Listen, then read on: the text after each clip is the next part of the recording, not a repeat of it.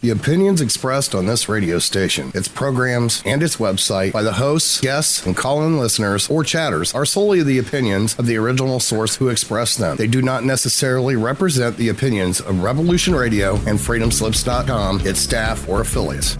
You're listening to Revolution Radio, freedomslips.com, 100% listener-supported radio, and now we return you to your host.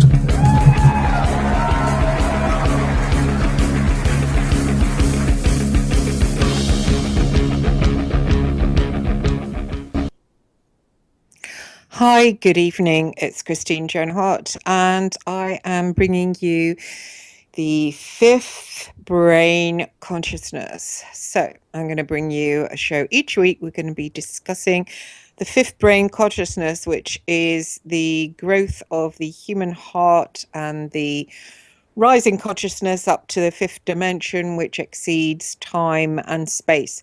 So we're going to be talking about those various things, having guests in that direction. This week, however, I haven't got a guest, unfortunately. I've been taken up with this, that, and the other. And so I am going to talk about something completely different. So turn on or turn off, however you feel. I am going to talk about this week about becoming a Fleet Street journalist. So if you're not interested in that, or indeed becoming an American journalist, it's the same thing, using the same talents and skills. So I'm going to be talking about that, and I'm going to be talking about my experience with Mazen Mahmud, who some of you have heard of, some not, but he's a famous undercover journalist, and he basically did a sting on Talisa and Sarah Ferguson, one of our royal family. So that is going to be going on in the first hour. In the second hour, I'm going to have a guest talking about monarch mind control. So that is how the show is going to run tonight. My head is deaved at the moment. It's completely deaved, dealing with certain stuff I've got going on in my life. I have managed to deal with two separate individuals who I was having a lot of trouble with, and I've dealt with them and I've moved on, and they've moved out of my life. So I feel fantastic about that they've gone. But I also have other people around now who I'm dealing with, such as Hugh Grant and the MP Evan Harris in Hacked Off. I am trying to assist them with their work against the press, which I'm not sure is a good idea.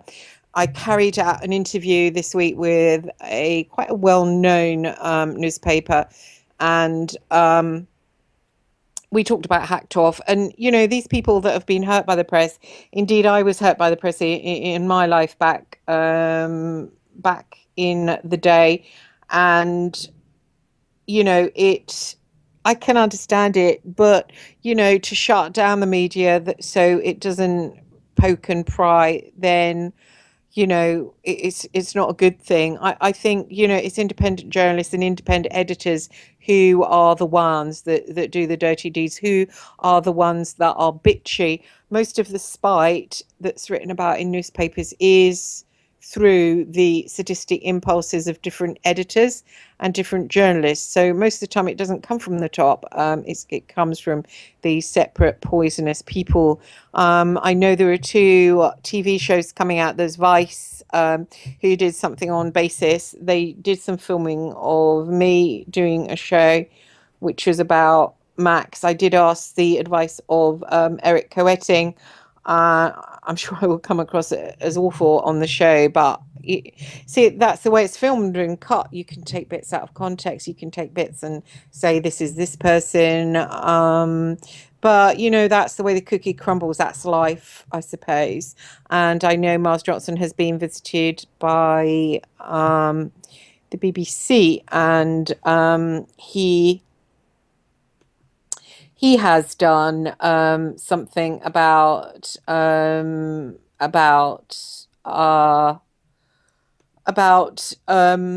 Max dying. So yeah, I don't know what went on with him.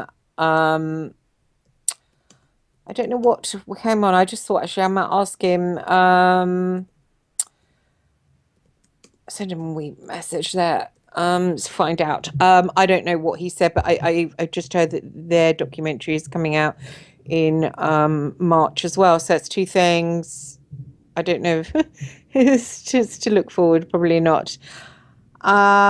So that is interesting. Anyway, so to go on, I want to talk about becoming a journalist. So this might be beneficial to somebody who is studying at school, or who is a freelance and just writing bits and bobs, how to become either a freelance journalist feeding stuff to Fleet Street or to get on board as stuff. So I'll begin there. If you want to stay with me, stay with me.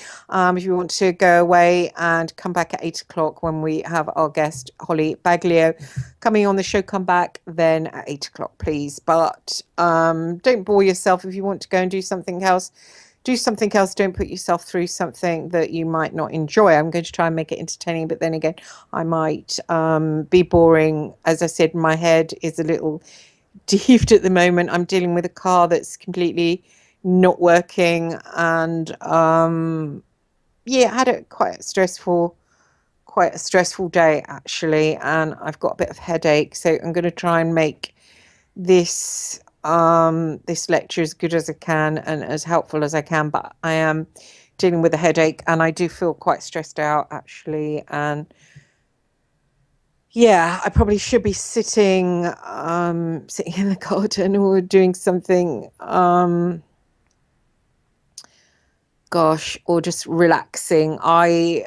Because I had the experience with matcha tea last week, I've just been drinking it ever since, and as you guys know, it did give me that kind of zen feeling, that just really a feeling of zen, a feeling of detaching from my lower personality and sort of coming in touch with something higher, and just detaching. And it was a really good feeling, and it was brought on by the tea. It's very contemplative. I can't say that word properly, sorry.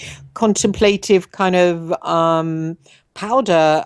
It was made about by these Chinese monks, and so these Chinese monks then brought about Zen Buddhism, which is different from the old kind of Buddhism. So I have been reading some books. Well, I haven't started them.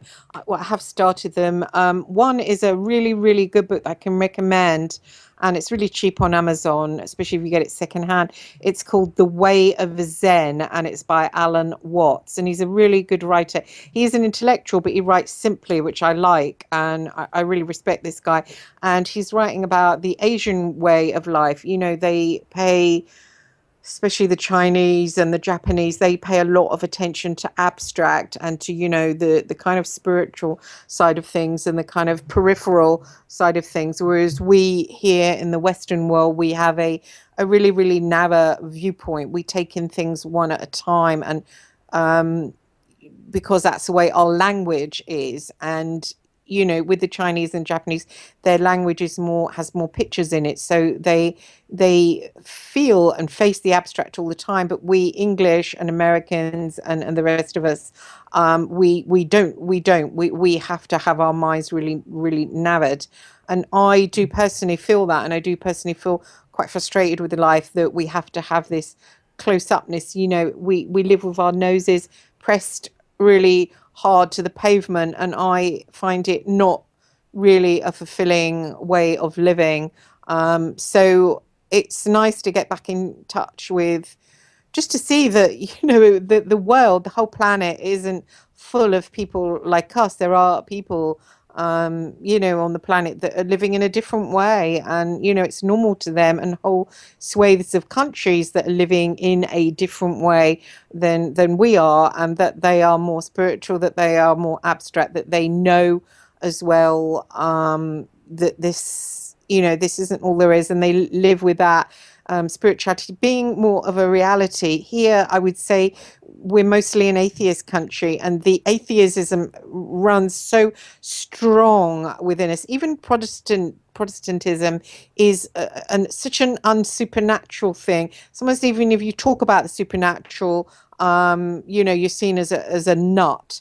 And it's hard here because it's so materialistic, and we're sort of shut in a box. So it's lovely to hear that other countries aren't shut in boxes. Other countries, people do live in poverty, and yet they do not care, because they are very in touch with the reality of the other realms. And so it's a happier life than us over here. We've got our big TV sets, but we often feel, directionless, like what's the point? And so if you get into the Zen way of life and Zen living, it's totally in touch with this reality. And so I've been dipping into this book by Alan Watts. It's called The Way of Zen, and it's really good. It goes through the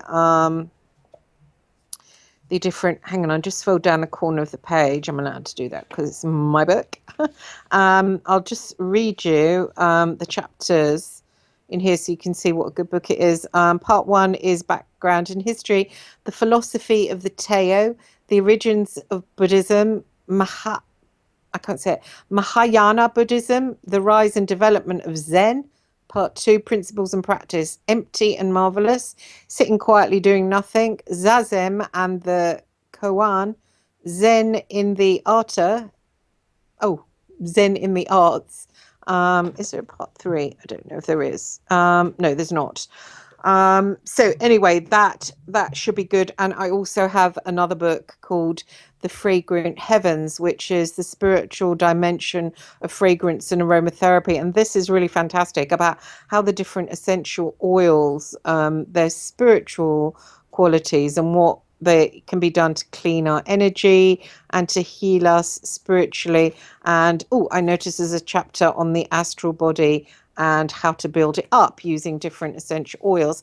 And I will be getting a website soon, people, with books I can recommend. And also I'm going to be making up different oils. I'm going to be mixing oils, and I also am going to offer a bespoke service. So if you come to me, we have a Skype session, and you tell me what's going wrong in your life, what are your problems, I will then go away and meditate on that, and perhaps journey and to go into your orbit, find out what's going on with you in the astral, mental, causal levels.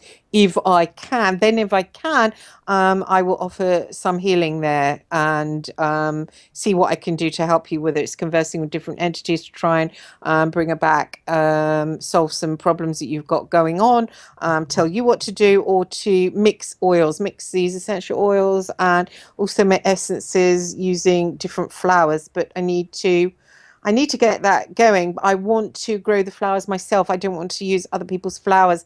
That is because I don't trust, unless I can find someone that I can really trust that they're not going to use chemicals on the flowers. Because the idea of making an essence with flowers that have had chemicals on them, I'm just not going to do that. So I want to grow the flowers myself from seeds. And actually at the moment I haven't got a garden, and I'm moving around at the moment. So I haven't actually got somewhere, unless I get an allotment, that I can grow these flowers on. So that is in abeyance, but hopefully that will come about where I'll be able to get somewhere permanent, even if it is rented, and with a garden, and I can plant the flowers and get going. But at the moment I'm going to be mixing the oils, and so hopefully I can get a website going soon. It's just a matter of getting around to it, and finding someone that can make me a website that I'm really going to be happy with and that I can work with. So I haven't really found, although people have approached me and they're really good with websites, I really do want something that I am going to be able to interact with and blog on, and really feel at home with, where I can interact with people. And I have yet to find someone who can do that, sadly. So there we are. I've also got another book. I can just see it at the corner of my eye. So I'm going to pause the mic for a sec while I'm going to get it. One sec, people. Okay, less haste, more speed. Everything went flying across the room there, and I shouldn't maybe have done that because everything went flying. And okay, there's another book that I've got regarding the Zen stuff. This is a Zen book. It's based on Zen principles, and it's a really really good book for those of you who like art, this book has been described by Professor Mark Williams of University of Oxford as a masterpiece, and I'm halfway through it, and it really is a masterpiece. It's called Mindfulness, 25 Ways to Live in the Moment Through Art, and it's by Christopher Andre. Again, very cheap. If you get it off Amazon, get a secondhand copy.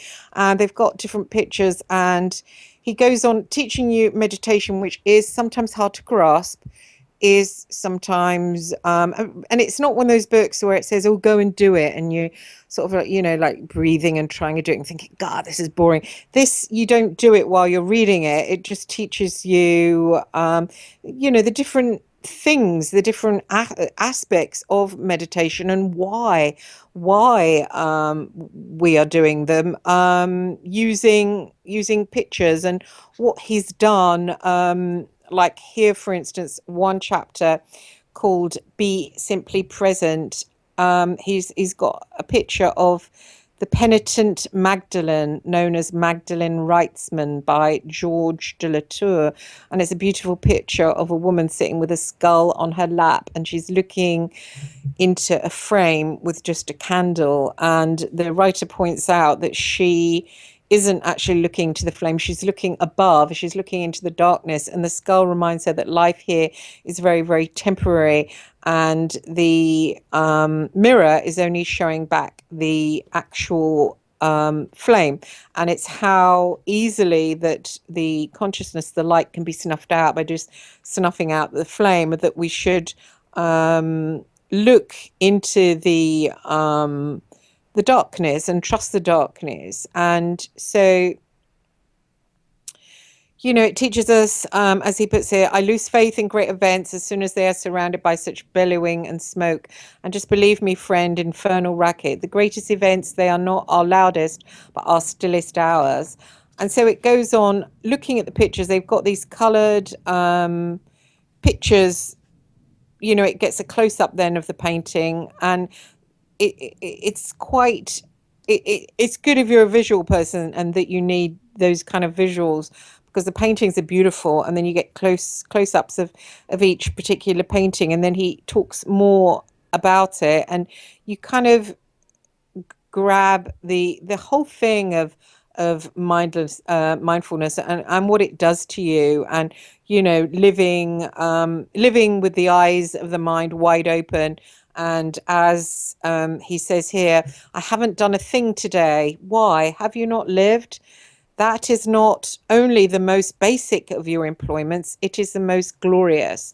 So it really gets you to slow down. You really slow down. And there's even one painting of just a watering can. It's even saying to look at boring things like, you know, a watering can, and to just not let your thoughts focus on anything. Get back from your thoughts and see your thoughts float by, and just stare at an object. And I actually tried that after I read that chapter, and I started to think about form and how it comes into play here, different form, and how it goes on in the other realms as form. Everything does thought and feeling, it goes into form and then out of form. And it just, my higher mind started to contemplate form. And so this book is really good to teach your mind to see deeper, start doing exercises there, start building muscles as regard to seeing these higher levels. Because if something happens to this level, if it's wiped out, or if your personal life is wiped out, or if you find yourself dead, which means without your physical body, you want to have these muscles built. You want to have them really, really strong.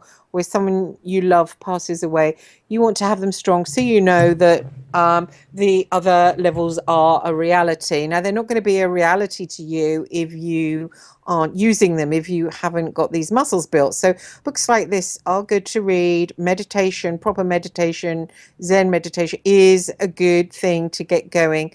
I mean, it's like if I was to be a ballet dancer and I had a friend who didn't know about that, and I was, you know, doing it every day, unless they came along and watched me, unless they were touching my shoes, saw, it wouldn't be a reality to them. So other levels, other than this life, aren't going to be a reality to you unless you look into them. So you're not going to cope very well as you get older. You're not going to build up treasures in the other realms if you don't know what the other realms are and how they're functioning. If you keep descended into the 3D constantly, if you keep your nose to the pavement, you're not, you're really going to be stuck here where you're giving your attention and focus. So please start reading these books, get some focus going in other realms, build up treasures for yourself in other kingdoms, not in this kingdom. It is a fallen kingdom. It's not a great place, the 3D. We know it's been taken over by darker forces, whether you want to call them archons or reptilians, or whether you want to call them demons.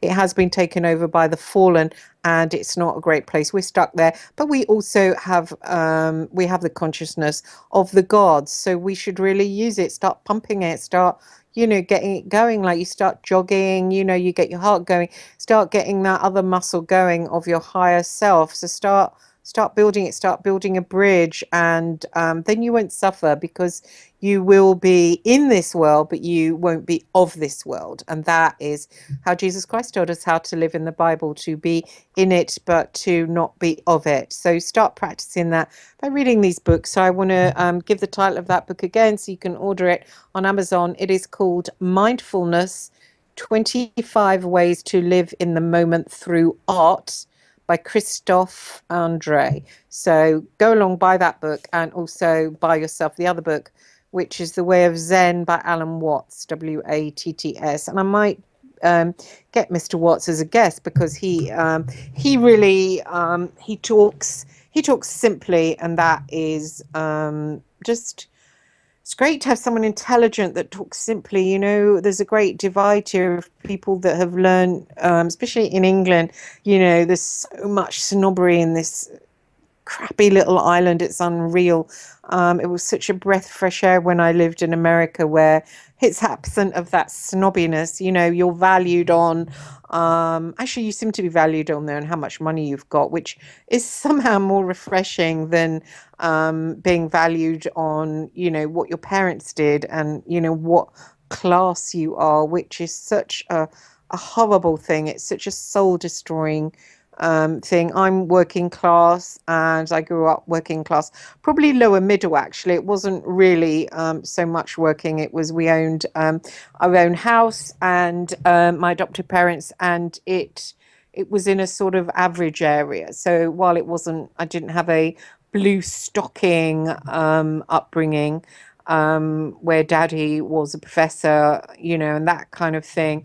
It wasn't sort of on a council estate where everyone was sort of injecting heroin or whatever. It was, I would say, lower middle. But I've always felt strange that I didn't fit in anywhere, because you tend to have, you're either middle class or working class. There's nothing in between. So if you are in between, then you kind of feel left out, really, in some kind of ways of society. You don't really fit in anywhere. So people like that, people like myself, normally hop to one or the other. They either, if they're a woman, they tend to marry a man who is properly middle class, and then they become middle class, or they might, I suppose, marry a man who's working class and then really attached to their roots. But I don't think they're ever really happy. How happy can you be if you deny facets of yourself just to fit into a mold? And sadly, England just has that class stuff, and it's a negative thing, because it does keep you very, very earthbound. It is the opposite of any kind of spirituality whatsoever. It is it's an ugly thing. It's ungodly. It's awful, and we live on an island with it. I don't like it here. I would like to be in America, even though at the moment there's riots going in over Trump. I would rather be there than here. It is like being in a coffin. It's not good, actually. And nobody really says to each other what they say. It's all hidden, and yes, it's not a great place, really, to be honest. So anyway, I'm going back. I'm now going to speak on journalism and start explaining how I got into journalism. I got into journalism. I was a private investigator since age 19, and I worked for ex MI6 companies, ex MI5 companies, which isn't anything to write home about, guys. All it means is my bosses, okay, I was a little shit catcher. My bosses happened to have been ex-army. They happened to have worked for the security services. They set up an agency and they want people. So they don't just want upper middle class people like MI6 itself does. They want anybody who's got balls, who's got good looks, who can charm. And at 19, I did have good looks, I did have charm, and I also didn't have any family connections. So it meant that I could do dangerous jobs. And if I was beaten up and left in an alleyway, no one would really make a fuss. And that is what they wanted. So I was used for undercover work, and I was taught various modes of spying and blagging and this, that, and the other. And I dotted around different agencies until I had learned everything off everyone. So I became someone who was known in that world. It's quite a small, close knit world, the London ex spooks. And I was respected for my work. I was good. And I think I was good because I didn't have an identity. I didn't know who I was. And if you put on a sequin dress and you go undercover, I could be that person. I could strut around a nightclub and seduce some guy because I was someone else with a fake name. And I could do it well. And I think I would have done it for free, actually, because I was a people pleaser. So I used to like to please my bosses.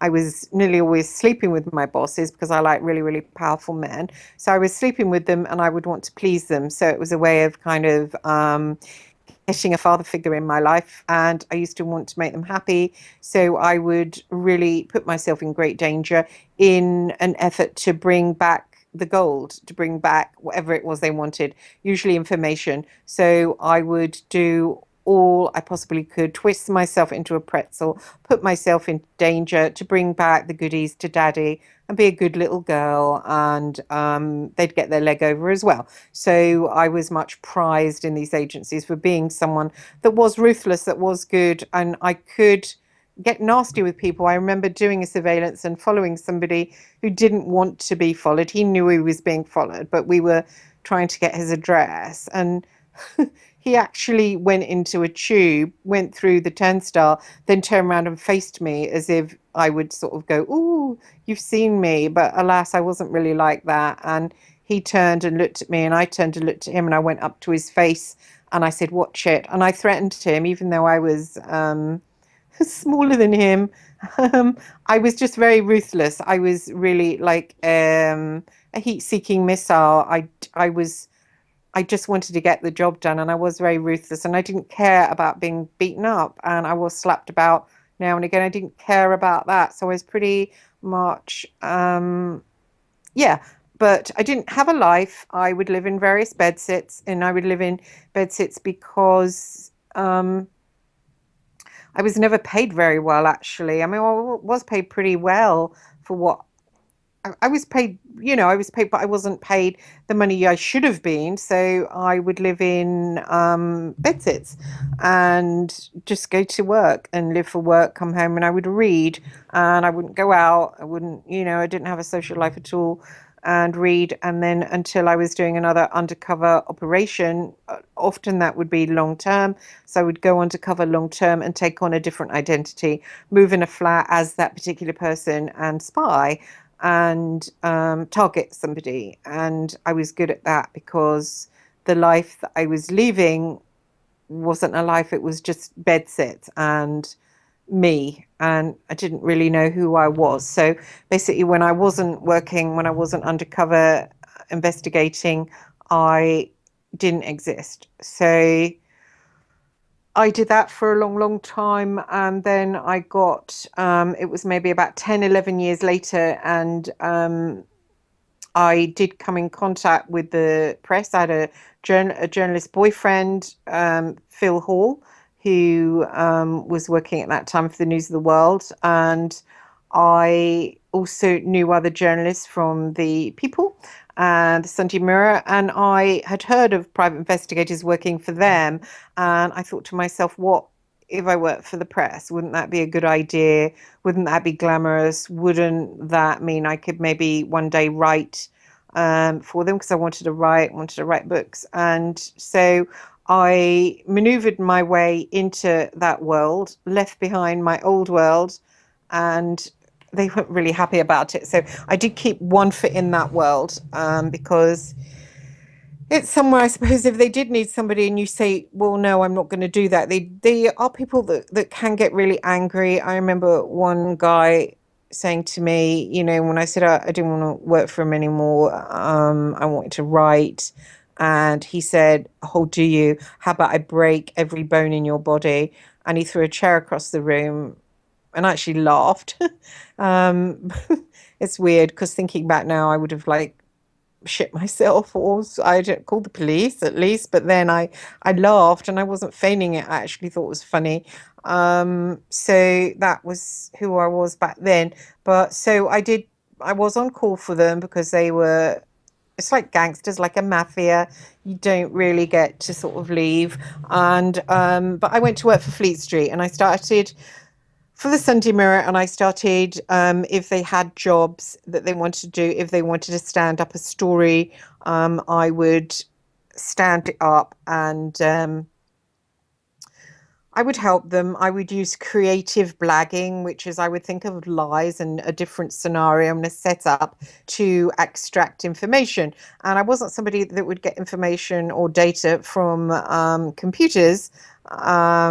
I believe that was beneath me, even though I know how to do it. I wouldn't do it for the press because I thought, well, I'm entering a glamorous world. I want to do something that isn't, something you'd get a 16-year-old to do. So I would think up these glamorous scenarios to get information out of people's heads, which is a method of spying called human intelligence. So I was paid a lot of money by the press. Finally, I started to earn a 3-figure salary, about 100 grand and over per year, and I was happy and I was creative, and they would come to me say, oh, there's a story here, how do we stand this up, which means how do I prove it? So I would think of various ways what to say to each particular person, usually celebrities, sometimes politicians, to get them to cough or to get people around them to cough. So we'd build up a picture, then eventually get our man, and I enjoyed it. And the Daily Mail, when they used me, would say, can we borrow your genius today, Christine? So it didn't really go to my head, but I enjoyed it. And then after a while, I started to write, and I became interested in the IRA and started to write about them. And then somebody sent me on a job in Belfast, Greg Miskey, for the News of the World, and I started to function as a journalist, to be sent on jobs. And I realized it was easy. You just charm people to get the story, or you lie to people to get the story, but you get the story. I didn't hurt people because I had been hurt in the past, and I was a good journalist. Really, I was good, but I did find that I could only do stories on what I was really passionately interested in. I can't, people tell me now, oh, you've got a radio show, why don't you do stories on this? And actually, I find myself at the moment not being interested in absolutely anything. I just really can't do a radio show because I just don't find anything interesting actually at the moment. Apart from wanting to help people, apart from wanting to look into their higher aspects and, help them. That's what I want to do. I feel that I've got to an age where I should help people younger than me, and that is what I want to do. So I don't really want to interview people about this 3D because I want to rise above it, actually, and I want to help others rise above it because I think it's running out of time. And I think it's going to get messier and messier here. So I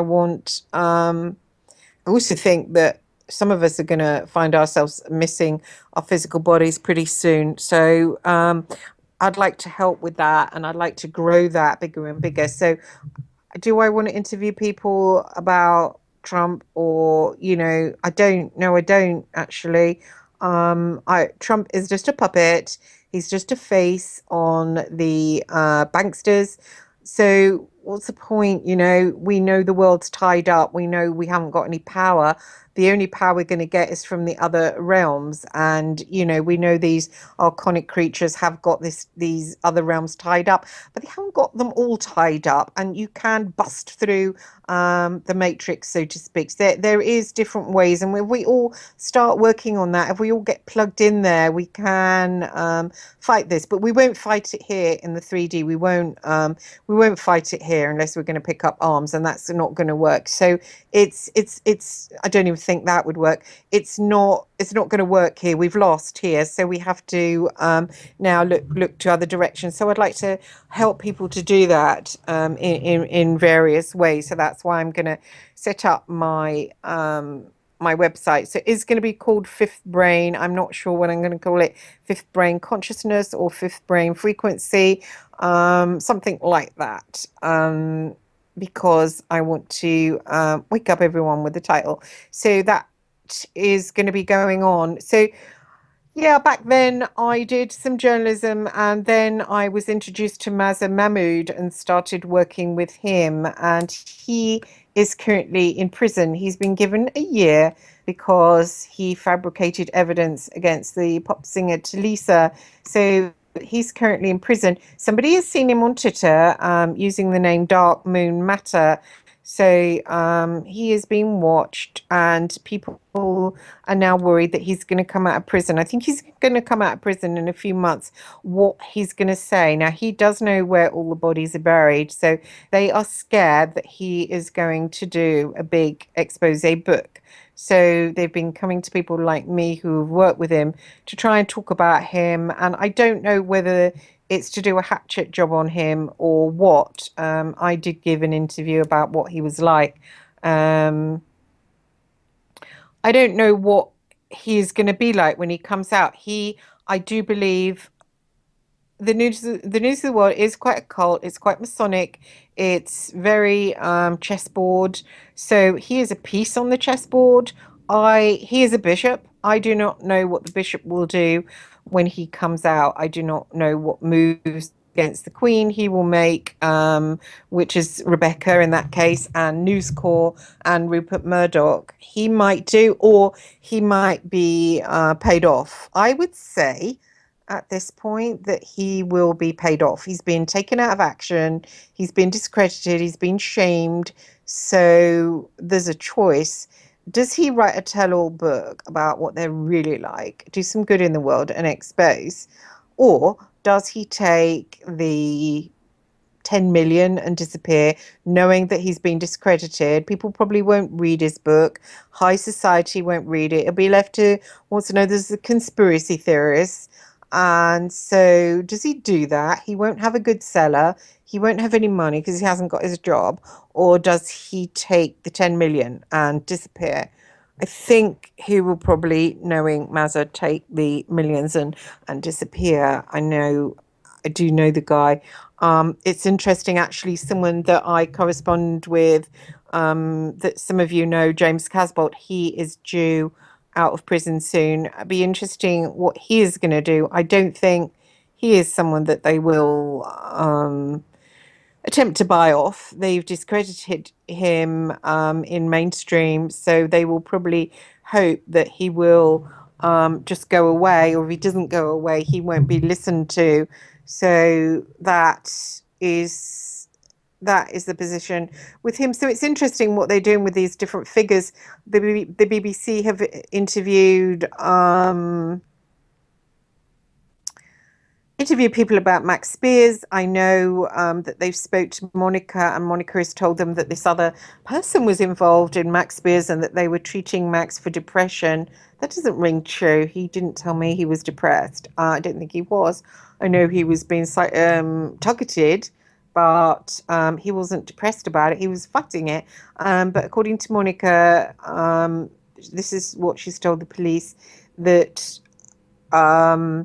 he was being treated for depression and basically OD'd, perhaps on purpose, on his medication.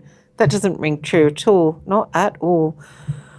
But there we go. I'm thinking that maybe the BBC will go with that. The woman that is doing the investigation, India something or other, I spoke to her and she deliberately avoided me and hasn't spoken to me. She's spoken to Miles and a few others. So um, I'm guessing that it will be a hatchet job on Max, which is a shame.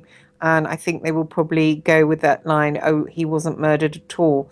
In fact, I would bet quite a lot of money on that they will go with that. They aren't looking for anything honest. I'm hoping that Vice will do something more honest, but then I don't think they will either. Because that's the way the cookie crumbles. So there we are. That is what is happening. So yeah, did I talk about becoming a journalist? Did I possibly help people who want to become a journalist? I'm not sure. I have a quarter an hour left before I have my guest on. Basically, people, if you want to write, what you have to do, it's not really the writing that is it's not the writing that's the key. Even if you want to write for The Guardian, okay, it's not the writing. The sub-editors are the writers, okay?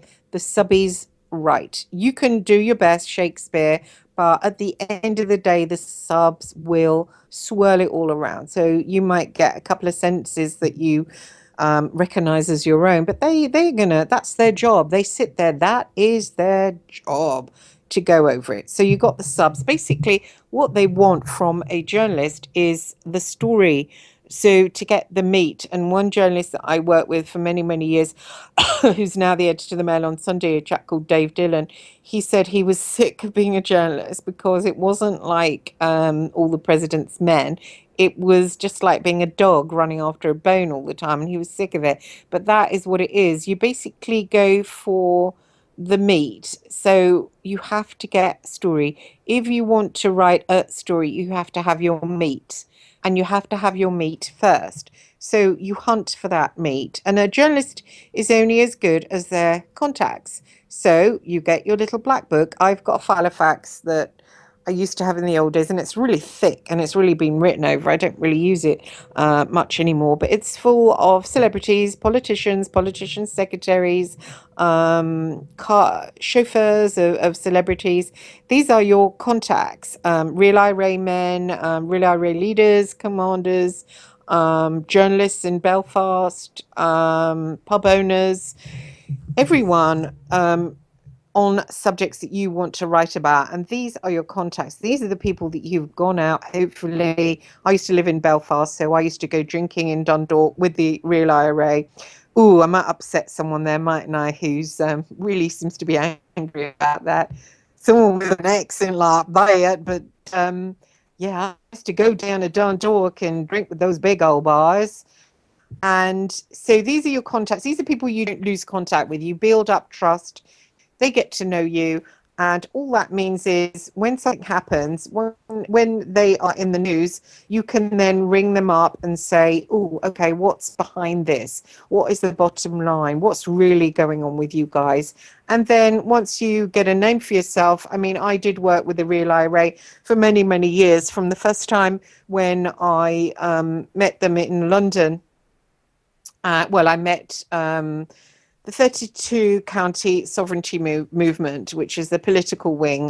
Bernadette Sands, the sister of Bobby Sands, and I made my connections. And then when I went out to live in Belfast, I solidified that by getting to know the boys in Dundalk. And I did that by going down to their pubs, by staying overnight in B&Bs in Dundalk, and basically opening my house in Belfast to INLA leaders such as Dark Cloud, and really opening yourself. I mean, if you open yourself, then they build up trust with you. Then when you've got the trust, you get the stories. At one point, I was the only journalist that was getting stories from the Real IRA, which meant the TV were when there was a bomb, the TV were coming to me. The Sunday Times was coming to me, the Observer, the Guardian, everyone was coming to me to find out why are they bombing, what's their plan, what's going on with them, why are they angry. And when I got myself in that position, I then did start to feel a bit a bit dirty, because I thought, hang on, I'm not a journalist anymore. I'm the press officer for the Real IRA. I was like their spokesman, and I started to think, oh, that's not a good idea. Well, it's better PR if you do this. And, I started to think, I don't even like what the IRA believe in. They want Ireland back for the Irish. Well, they're being governed by the English. I'm being governed by the English. It's absolute misery. Why do I want someone else happy while I'm sad? So I didn't actually agree with what they wanted, give Ireland back to the Irish. I want to see everyone suffering the same as I am. So I thought, what's going on here? I'm the bloody press officer for the Real IRA, and I felt uncomfortable. And so I moved away from that when, after I had my son, somebody rang me and said, oh, the Reals have shot you, soldiers of the pizza, delivering pizzas. And I thought, oh, this isn't my thing. And it was before the story broke, and I could have broke it. I could earn a lot of money for myself, but I just didn't want to. I thought, no, it's not my thing anymore. And they said to me, "Oh, you've lost your edge, woman." And no, I hadn't lost my edge. I'd lost my interest in that particular subject. So the point I'm trying to make, when you're a journalist and you focus on one thing, you have to be really, really passionate about it, because you have to eat, sleep, drink it. I mean, for years and years, all I did every day was read books on the IRA. I read so many books, and I have still got these books. I became an authority on it, and then I would ring round the various members. And then when I was over visiting Belfast, I would go back and fro every weekend, and I would burrow in. I would ask this person, oh, can I meet this commander? Can I meet that commander? Oh, pretty please.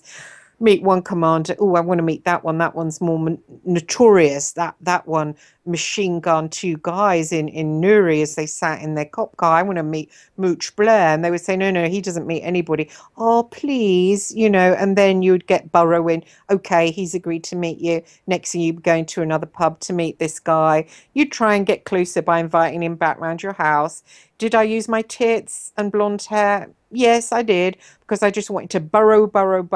And then when I got to the core, I wondered what the hell was going on and why I was doing it. But I suppose that's another story of being used as a monarch tool, as being a journalist that is used as a monarch tool, that thinks they're being a journalist when really they're actually being used by the state. But never mind.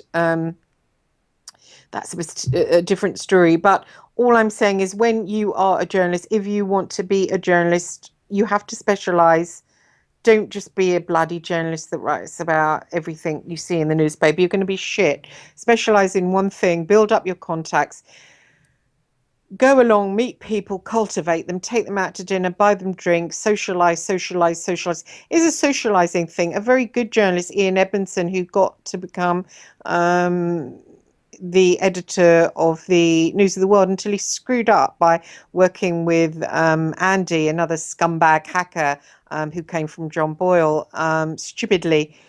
But he was a really good journalist, and he specialized in the soaps, and he would just hang out constantly with EastEnders. He was always at parties, making his face known. So giving out his mobile. So then when something happened, they would ring him.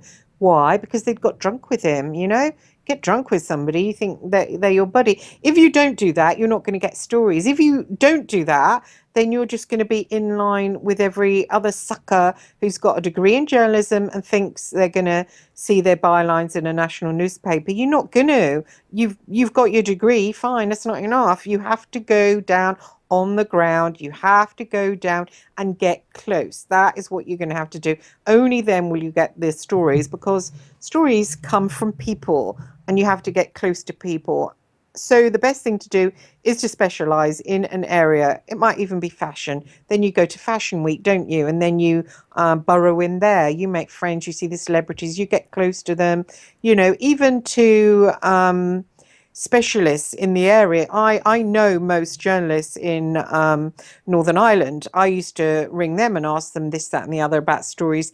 Gradually, when I burrowed in close and got to know the commanders in the real IRA and got close to them, okay, I dated one I shouldn't have done, but I was so ambitious. Was it sexual attraction? No, it was pure driven ambition. And they then came to me because my stories made the front pages. My stories were the top. I was then headhunted by the Sunday Times. Why? Only because of my contacts in the real IRA. So do you see, people that are listening? You are only as good as your contacts. It's not about writing Shakespeare. That's a sub-editor's job. It's not about, you know, getting getting fancy prose. It's not about looking all over and, following everything. It's about your contacts. It's about specializing. It's about getting down on the ground. And when you do get down on the ground, that is where you get your bones. That is where the bones are buried. And David Dillon was right.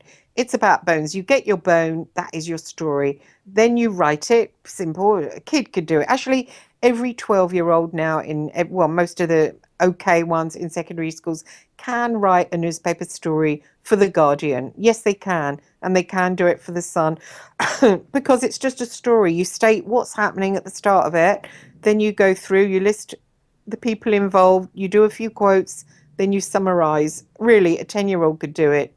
But it has to be a bone. It has to be a bone with meaty flesh on that they're going to enjoy. When you ring up an editor on Fleet Street, you have to say your story. It has to be good. It has to be a bone. It has to have meat on. It has to be dripping. You have to say, here's my story. The real IRA are going to split into two factions. How do you know that? I've just spoke to Liam Campbell. Are you close to Liam? Yes, I'm in bed with him. He's just across the other pillow.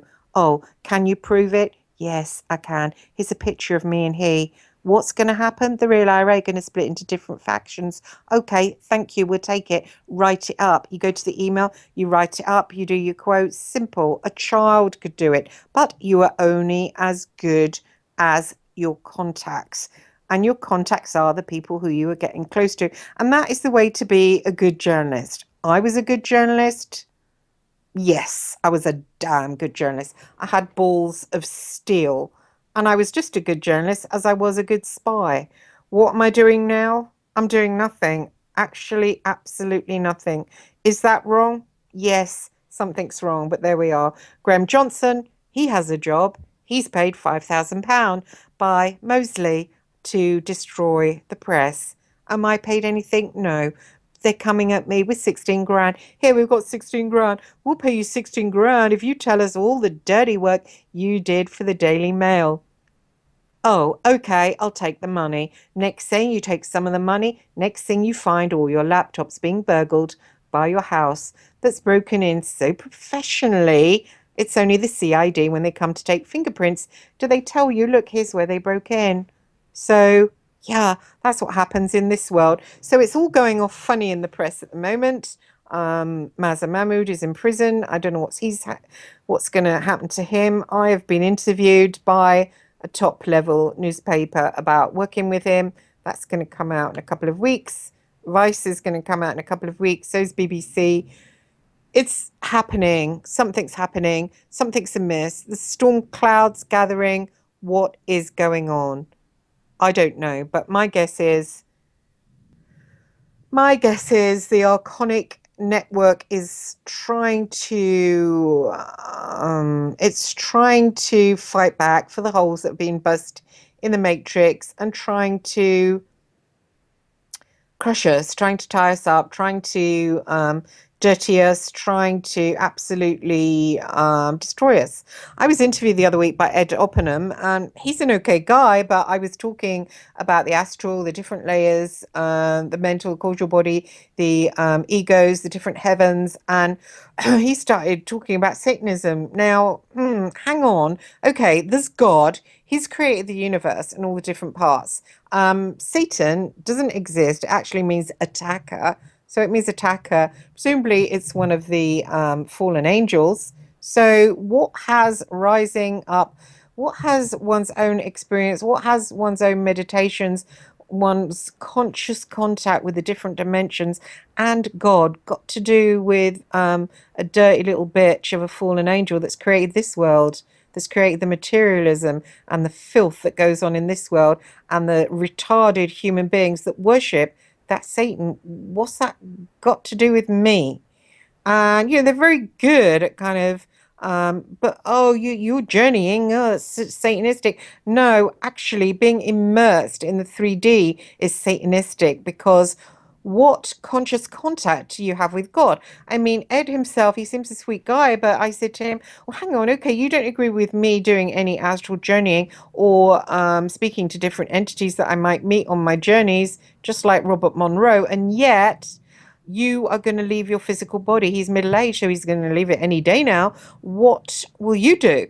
And he replied to me, I'm going to go to heaven. It was quite childlike, quite sweet. I'm going to go to heaven, see God, my daddy. I pointed out to him that unless he was leading a Christ-like life, then he most certainly wasn't going to rise up to the seventh heaven. I mean, even at the level of the fifth heaven, there is still a war going on between the dark and the light. So he thought to himself that he is going to supersede that to go to the seventh heaven, to rejoin with God, with the pure energy. Now, it's only Christ that is going to get there, as far as I can see, talking to that man. He's not leading a pure Christ-like life. But yet he believed that as soon as death came to him, he would be there in communion with God. Anyway, we're going for a break. When I come back, I have a guest, so it won't be me moaning on about life. So stay with me. Thanks.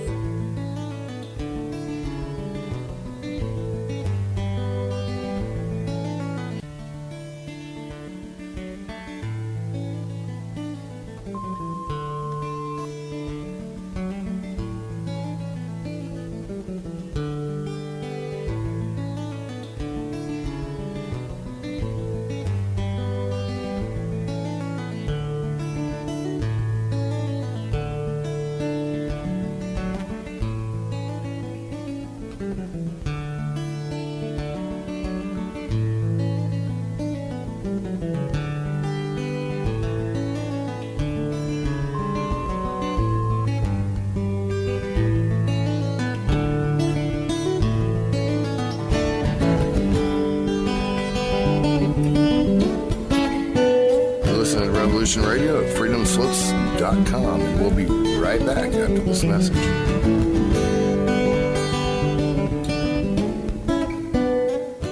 The opinions expressed on this radio station, its programs, and its website by the hosts, guests, and call-in listeners or chatters are solely the opinions of the original source who expressed them. They do not necessarily represent the opinions of Revolution Radio and freedomslips.com, its staff, or affiliates.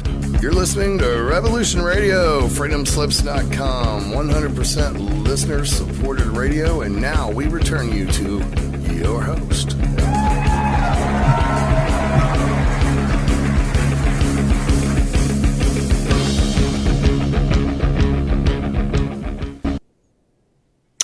Hi, Christine Joanna Hart back, and welcome to Fifth Brain Consciousness. That's the name of my new show now. Answers on a Plate if you think that's rubbish. But if you think it's good, then send me a message on Facebook. I am on Facebook, Christiane Hart. So Christy, A-N-N Hart. Look me up, give me a private message, and let's talk. Okay, so I am going to bring on my guest now. I'm not sure I know what my guest is all about, but why not? Let's find out. She seems a nice girl, so let's bring her on. Here we are. Holly? Okay, she's not there yet. It's just ringing. I can see her face. Lovely white teeth. Hello? Hi. Oh, hi, Holly. How are you? Good. How are you? Oh, good. I love your accent. What part of America are you from, Holly? From Flemington, New Jersey. Oh, cool. Up there in New York. Yeah, pretty much. Yeah, very close. I'm probably about an hour and 15 minutes away from New York. Oh, God, I'm so jealous. I just felt a sort of peak of envy. Oh, God, you lucky swine. Oh, thank you, thank you, thank you. Yeah, I'm blessed. Yeah, you are blessed. It's good. There's gorgeous men out there in America. Oh boy. Well, wait, can we switch countries? Oh, You come yes. here, I'll go there. Yes. It would work great because you're in the UK, yes? Yes, London. Oh, well, I think there's beautiful men out in the UK. I keep meeting them, and I'm like, wow, I wish they were here in America. Oh, really? God, I Oh, like American wow. guys. Oh, they're just so macho and oh, yes. Oh, wow. Okay. So we've got Holly Baglio with us, everybody. That's Baglio. And Holly, I've seen you around, and I've seen you in on the little chat rooms on the Super Soldier Talk, and with Nate, who was a guest on the show, even though his sound was terrible. He was on with Seth and Nate Gray, that is, and he was on with Seth because Bozo, and sadly we lost him. I don't know what was going on. So I've seen you around in the talk things with Carmen and all the others. So do you want to tell me your story and what's gone on in your life for the listeners too? Oh, I would love to. Christina, please forgive me. I'm in my night clothes right now, and I'm probably not looking my best. Oh, I Uh, can't see you. oh, okay. Sweet. Even better. Well, I'm not quite sure. I've been waking up for the past 2 years, Christine, and um, I'm a super soldier. I'm not exactly quite sure how I came to be, but from the time that I was born on September 12th, 1974, I've been a part of super soldier projects. I believe that I recall Joseph Mangli specifically, but Joseph Mangli is also the man that allowed me to leave the super soldier projects. Um, I remember living pretty much a double life, and I thought it was normal. Um, so I had this regular life that we all know and that we all have, but I had a second life where I was in deep underground military bases. Uh, I remember being among other children, and I remember them always coming to take me out of my house to bring me to deep underground military bases, which are also known as DUMBs. And I would be with these other children, and they would put us through different projects. And I thought it was normal. I thought everybody went through it. But apparently, I'm wrong. Mm. I'm 42 years old now. I'm also an adult survivor of Pizzagate. Oh, right.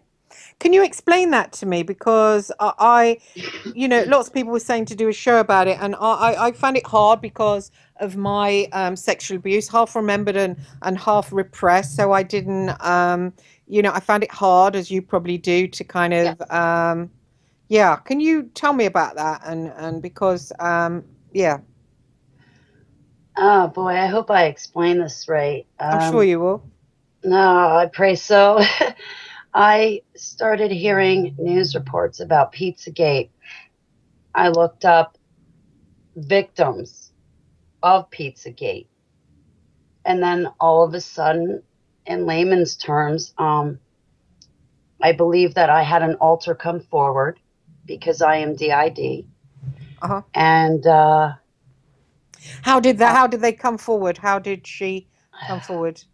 uh, If it was a girl. well, yeah, she's a girl. Hmm. I don't, she felt safe.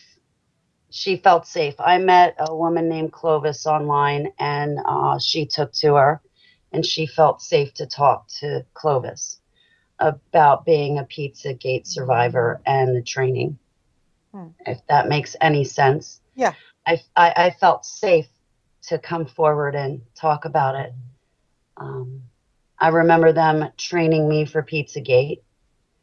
And then I also remember when Ronald Reagan was president that I'm not quite sure where I was, but right now I will say I was sent to Russia and I was passed around by a bunch of politicians there, Mhm. but I was not the only child that they were having sex with. Hmm. Probably didn't come out right. Sorry. No, it did. No, no, no, no. I know it's hard. Forgive me. I remember too being on a yacht and various men and having to dress as a kitten and but it's blocked out, you know. I remember their faces and going up close and then it sort of goes.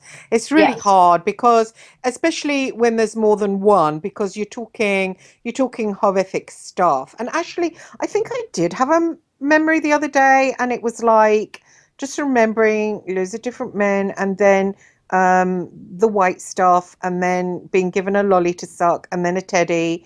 But it's just you're talking, it's like horrific abuse, right? Yes. Yeah, and you've got to remember it. And it's really actually it's almost impossible to take it in. Yeah. It Mm, is. It's a lot to deal with, mm. especially when those memories come forward because now I'm an adult. Yeah. You know, when I was younger talking about this, everybody said, "Oh, well, take her to a doctor. Mm, That'll fix it." mm, Well, now here I am, 42 years old, still mm. dealing with the same thing, and a doctor never fixed it. Yeah, of course. So, yeah. I don't know how to. I mean, I don't, people often have in films and they have people relive that and, the victim relives it and says, oh, and then they did this and then they did that and then they cry and then it's supposed to be out. But I've cried over mine and it never seems to kind of get out kind of thing. Yes, Yeah. exactly. I don't know what you're supposed to do to get it out or to heal it. I mean, what can you say? What can you do to kind of heal that part of you? I mean, Well, for me, not to come across the wrong way, but for me, um, I found Jesus. And when I found the real Jesus, I married him. And he's been walking me through the process without doctors, without prescriptions, without all the hoopla mm, and the nonsense. And he just leads me out of the darkness. So I hang on to him. And that's what helps, especially when I have an altar mm. come forward, because who can deal with me when I have an altar come forward but Jesus? So, Hmm. That's uh, interesting. So, what would Jesus do with that child? What would he lay hands on the child and heal that way, and just say, you're a child of God? What those people did. How does the healing take place? if I'm going to give you a long answer. I had a programmer come to my house where I lived and where I grew up on White Neck Road, Far Hills, New Jersey, which I no longer live, and the house does not stand there anymore. So this programmer came in and he programmed me for a couple of things. And to dehumanize me, he quote unquote took my heart. Um, if you ever watch The Wizard of Oz with the Scarecrow, I think it was, or maybe it was the Tin Man, he didn't have a heart. Well, anyway, this programmer raped me, he trained me, he hypnotized me, he used heroin on me. When he was done, he left my house and he had me believe that he took my heart with him, that he had put my heart in the briefcase, and he left my driveway. I remember running back and forth to each window in my house going, no, come back with my heart. You can't take it. I dropped down to the floor and I'm like, it doesn't matter that he took my heart. I know I love my grandma. I know I love myself, and I'll just go based on my knowing, even though the programmer took my heart. Excuse me, Christine, I don't want to give that programmer's name if that's all right. No, that's fine. Cool. So later in life now, what happened was I said, Jesus, I have this memory and I want my heart back. So Jesus gave me a vision while I was praying to him, and he patched back up my heart and he put it inside my chest. he closed up my chest and he goes, Holly, I made your heart as good as new now. You have it back. So I know that sounds pretty childlike, but that is the best way I can explain all of that. No, sorry, that's really sad. Sorry. I'm sorry, Christine. I'm sorry. Sorry. No, I'm sorry. I hope. Please forgive me that I'm not on. I'll put myself on camera. I'm in my night clothes. Oh, Christine, I love you so much. Yahweh bless you in Yeshua's name. I know your works. Oh, wow, you're really pretty. Hi. You're a great one. I'm sorry. No, it's okay. No, I can just relate because I think that happened to me. I just really do relate to the Wizard of Oz story, and I'm pretty sure that happened, and I kind of remember in my life going on a search to get that back, to get that part, to get a part back, and I think it might be linked to the heart, Yeah. I think that's what they do. It's a trick that they use, but I'm not sure why. I'm not sure why it's used. I think it's to spit in God's eye. It's to spit on humanity. Yeah.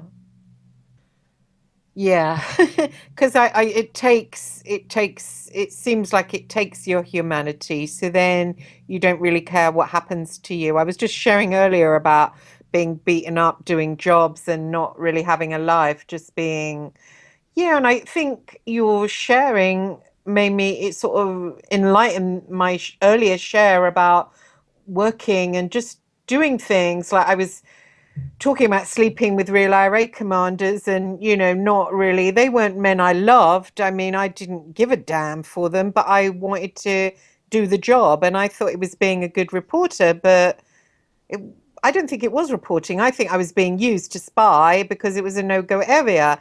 And, I didn't give a shit that there I was, having sex with them, and I mean, that's my body, really. That's my heart. And, I should have been getting married like other women, but I was busy doing that?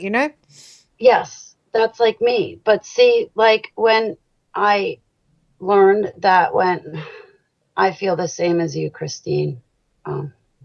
I've had a similar life, not exactly the same, but when you have sex with somebody and you have an orgasm, your souls link up and join and they get intertwined. And that is how you download and upload information, just like you and I are sitting on a computer with Skype, where our souls can do the same thing. So, yes, most likely we've all been, well, some of us have been used.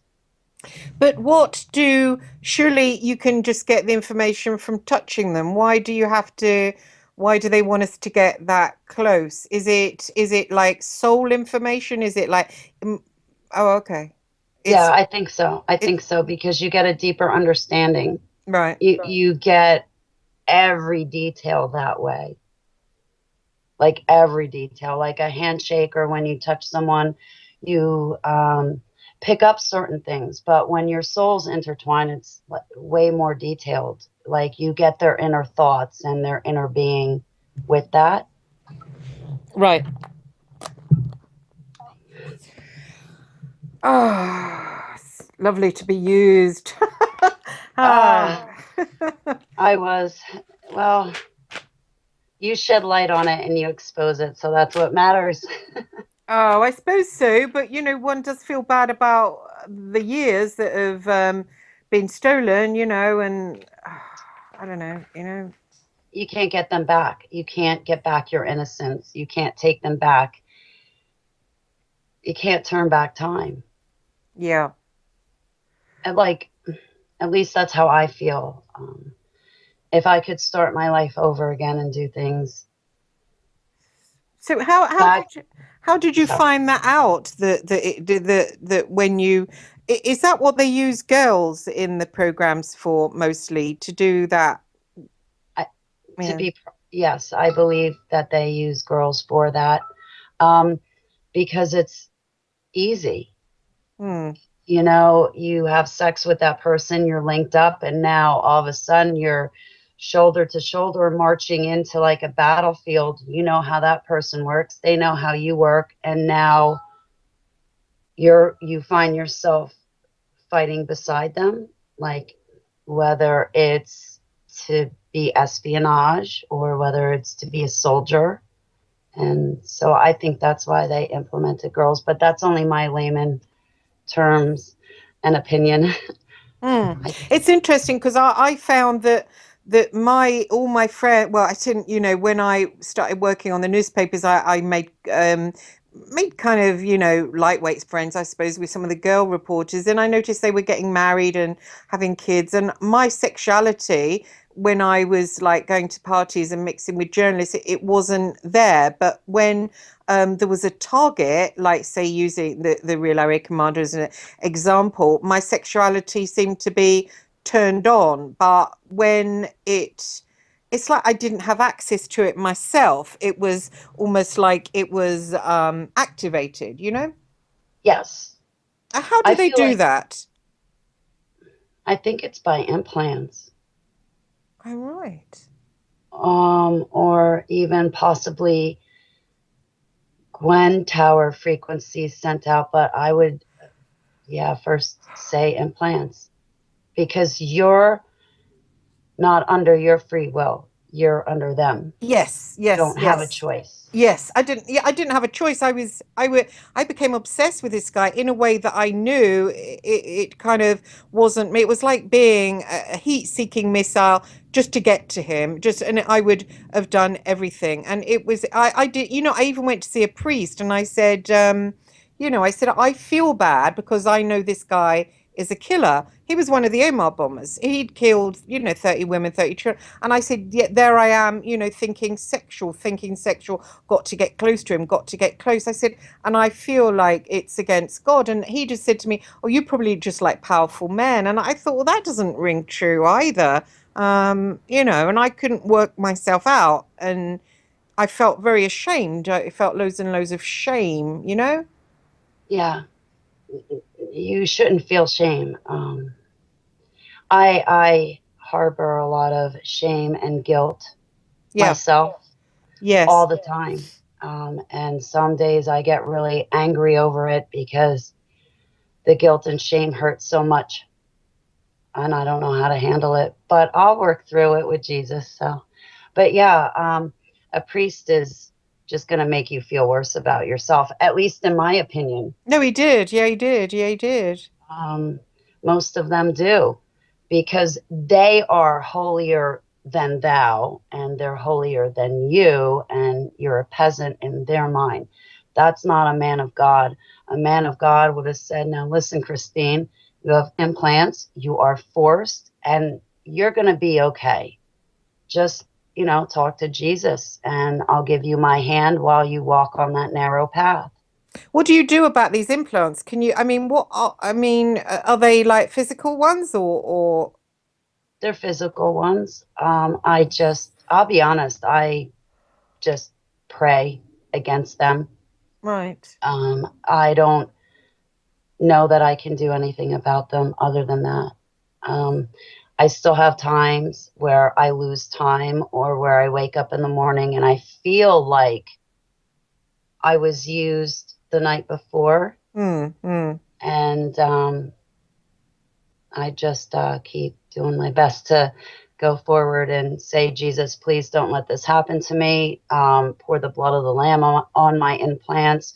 Don't let my altars act up while I'm sleeping, and don't let them use me while I'm sleeping, in Jesus' name. And it works. It works. Hmm. I do still encounter a lot of problems. I encounter people astral traveling and astral projecting to me. I still encounter little gray aliens and other Oh yes, so demonic. so do I. Yeah, that's weird. So why do we have that then? Is that to keep us in our places? I think so. I think it's to scare us, threaten us. I think it's a combination of things. Yeah, they I have mean, control. I would, Sorry. I wouldn't have known about this, but I wrote a book, and somebody came and told me, and hi, I hope that I am back on air. So, we were pretty much hit just then. Wow, okay. Let me just check, see if I'm back on air. So I hope I am back on air right now. I'm just trying to check. I think we were hit, really. That was a pretty I had really bad high pitched noises coming through my mics. The Skype crashed down. Oh shit, I'm not back on air. I thought I was.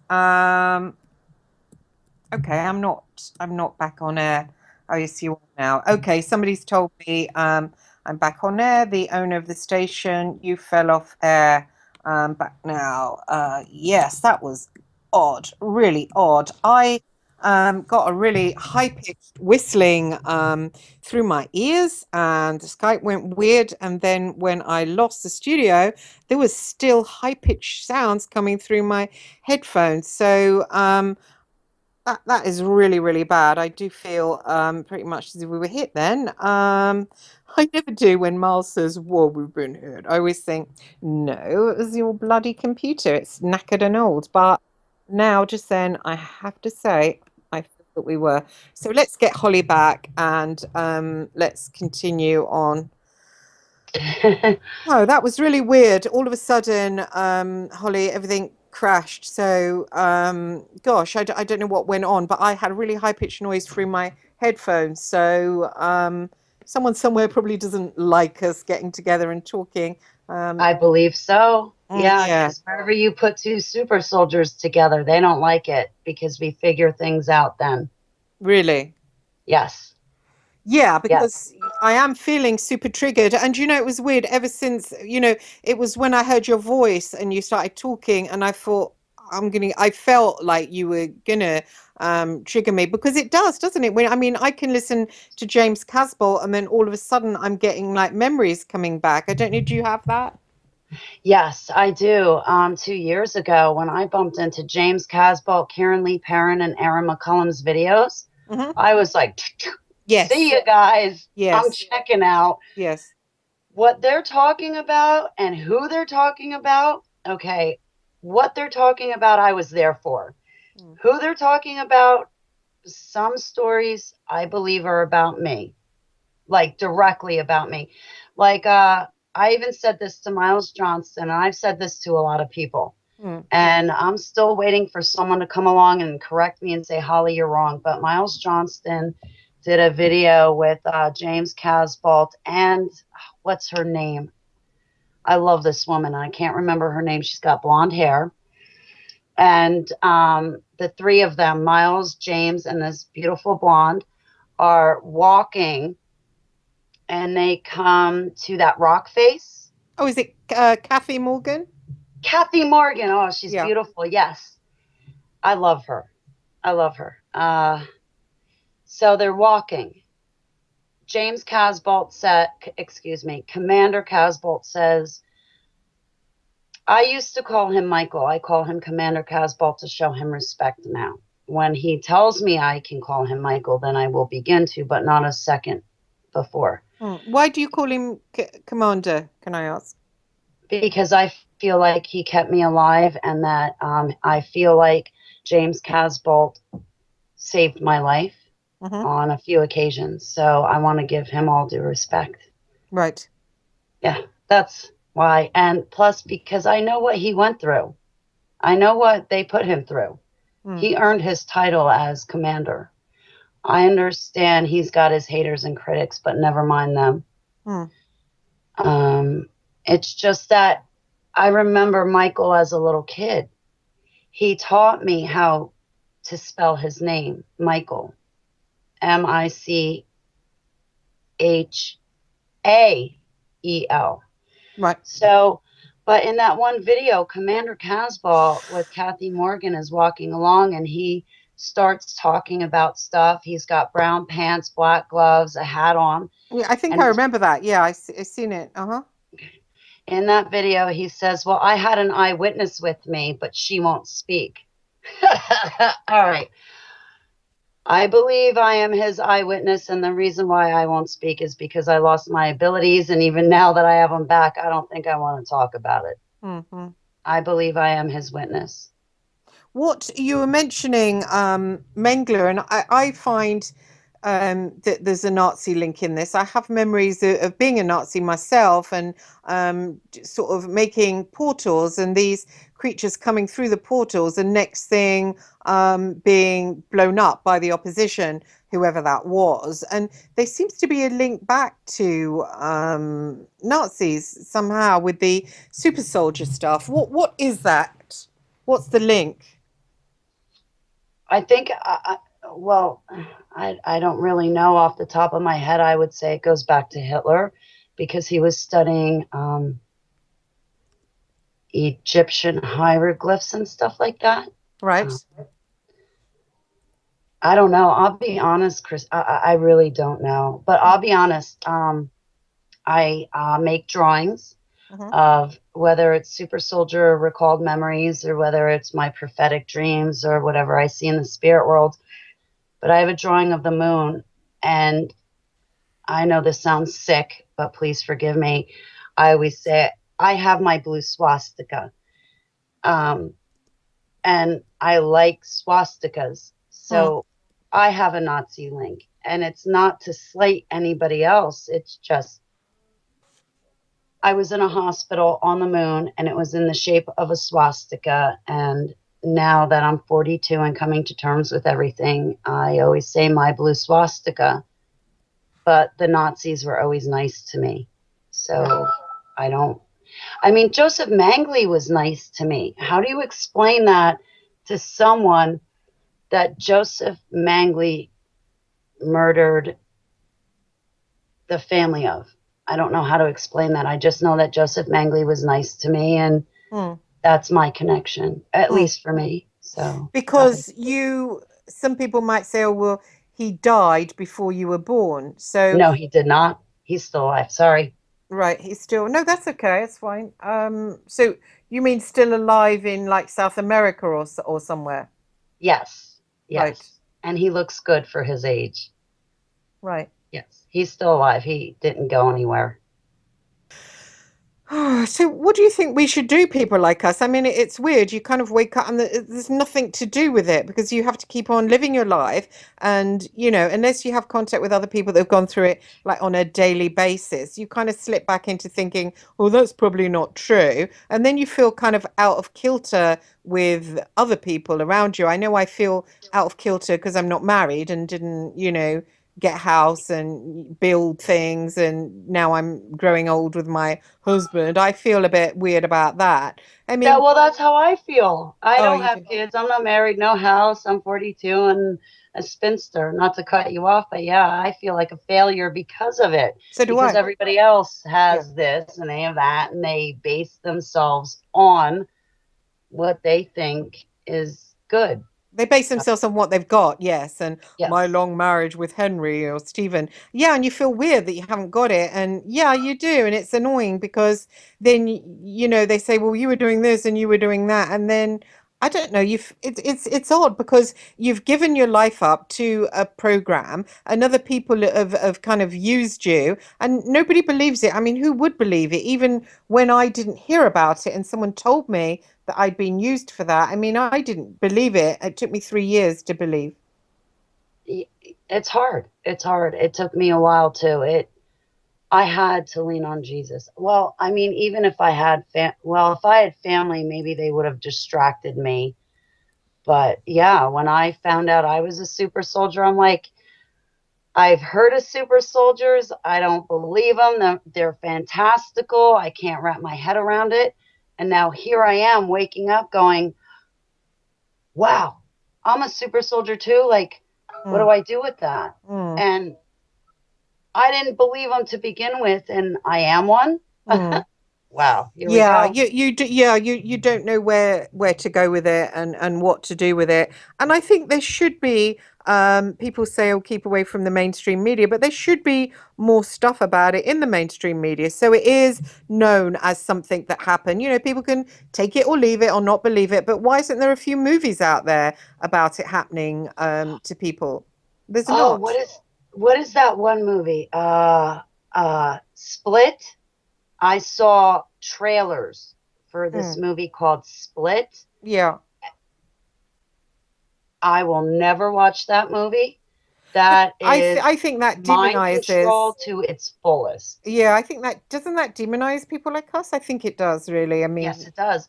yeah, It opens up their mind to the wrong thing. yeah, yeah. There, yeah, it just like video games. Yeah, that's why you get things like MK Ultra Program Killer, you know, and stuff like that. And then you get Right. people that, you know, as I was saying earlier when I went on Ed Oppenham's show, who say things like if you astral travel, oh, you're a Satanist, you know. So you get all that shit. I would like Hollywood to come out or some kind of mainstream and to do a story about the whole thing, telling the whole story because it has happened to so many people, you know? hmm Well, Hollywood gets their movie ideas implanted in their heads. Like, excuse me, I'm gonna probably say everything wrong, but for example, for example, hypothetically, Oliver Stone. He's got all these wonderful movies.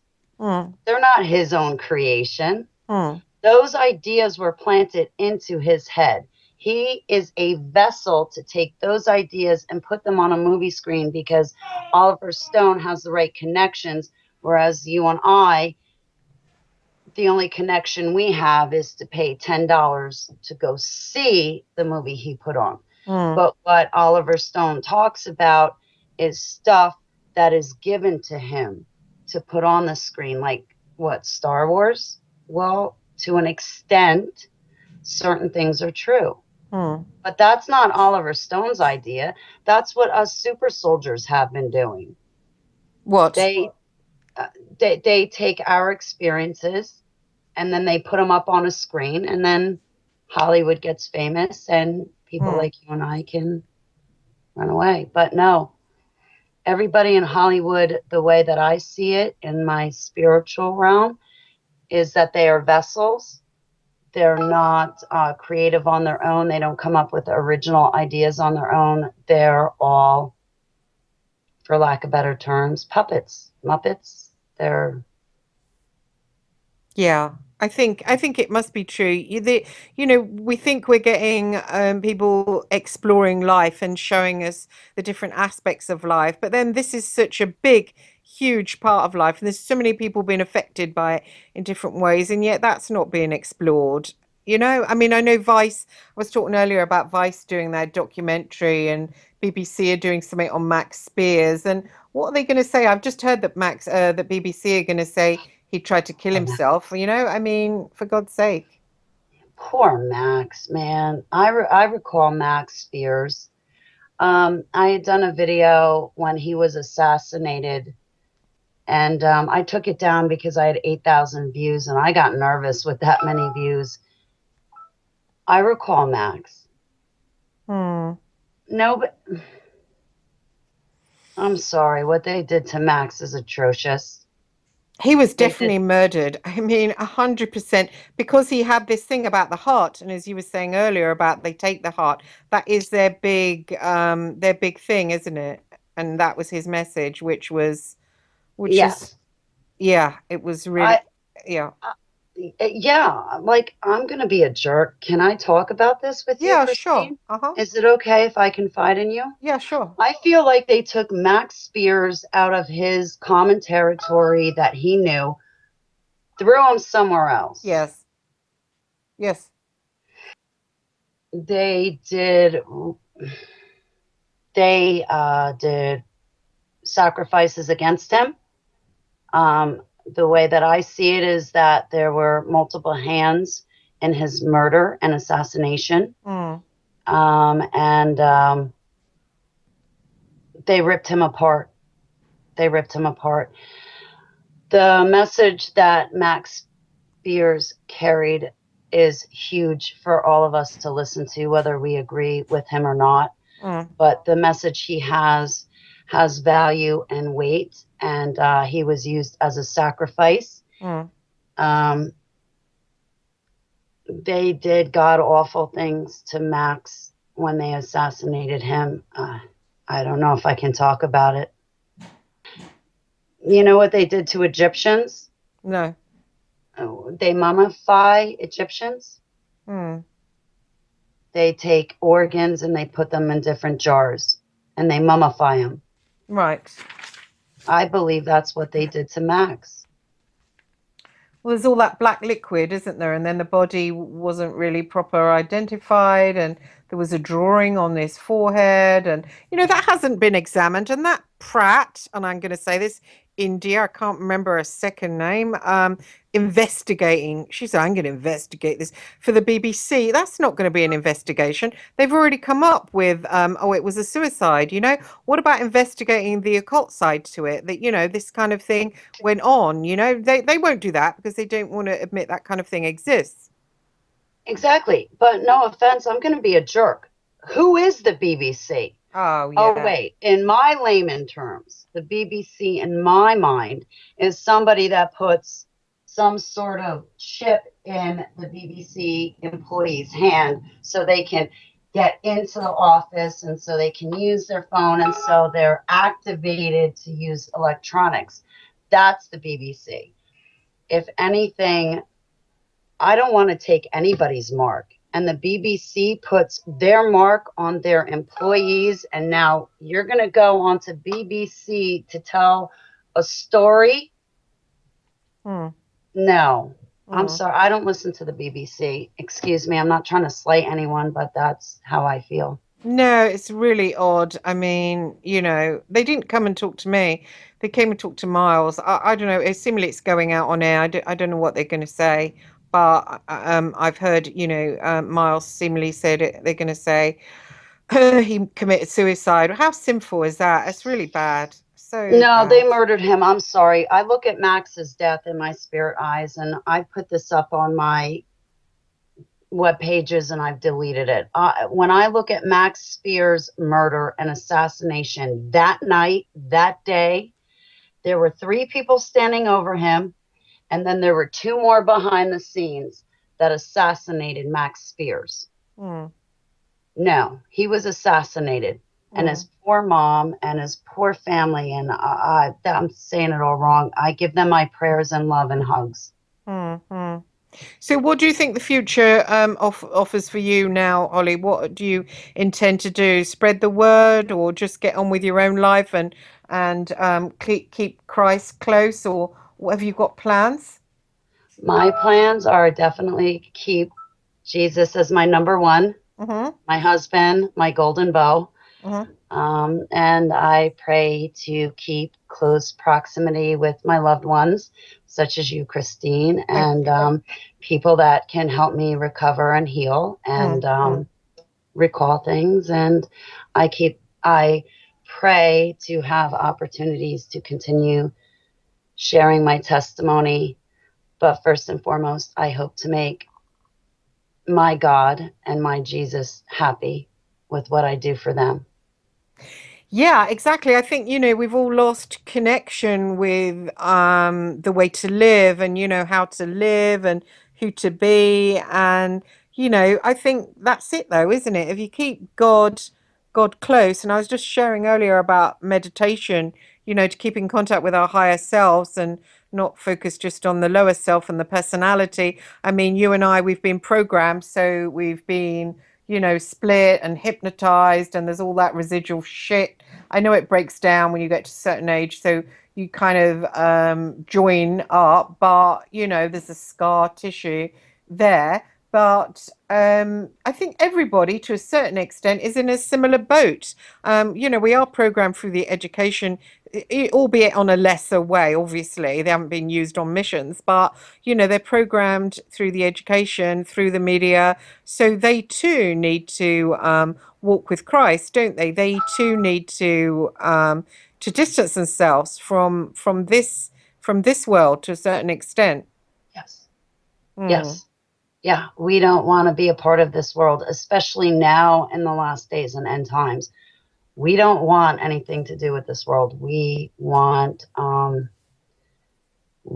be a part of God, and we want to be we want to be saved to Jesus. At least nowadays, it's not a time to joke. World War III already started. So when it hits our American soil, people need to be prepared. And I just hope they make the right choice. I said that all wrong. I'm so sorry. I get No, so you're fine. nervous. I'm No, sorry. no, you're fine.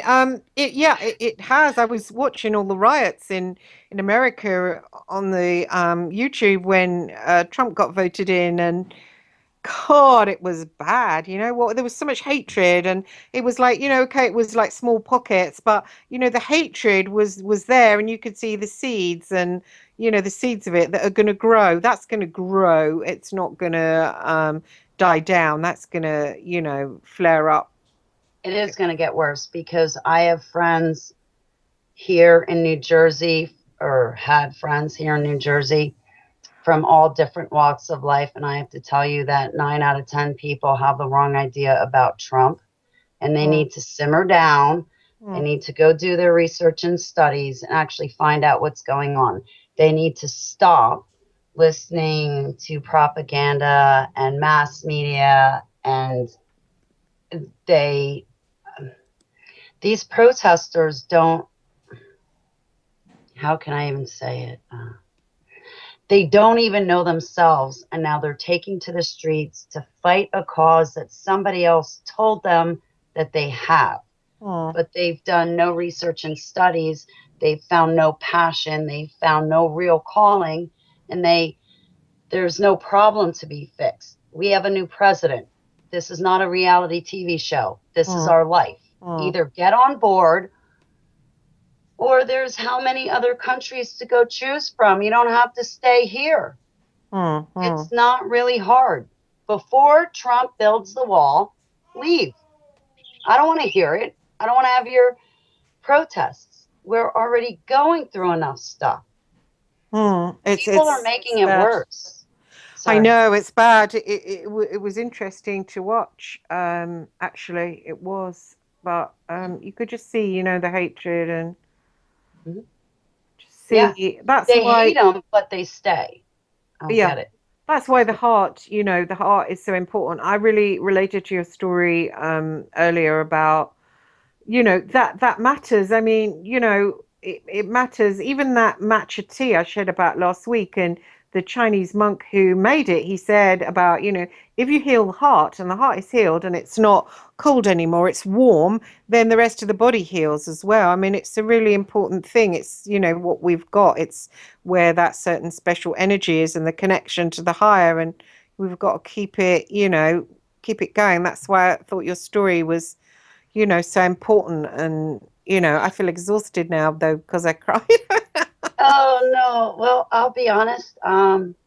Since Max Spear's assassination and things surrounding that matter, that happened in July, and now we're in February 2017. But during that time span, I got my heart back. So I'm grateful.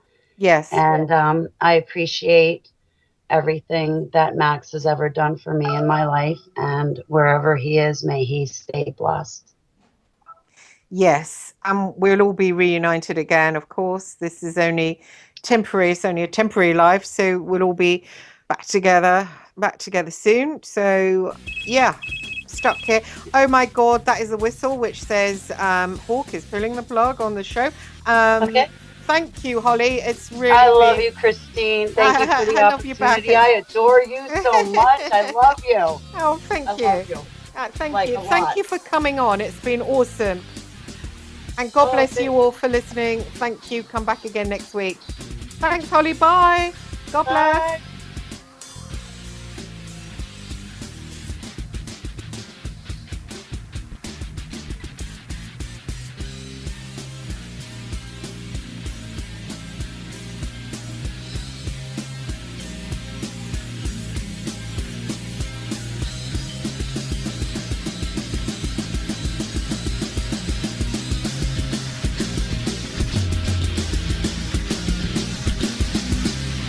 you for listening to Revolution Radio.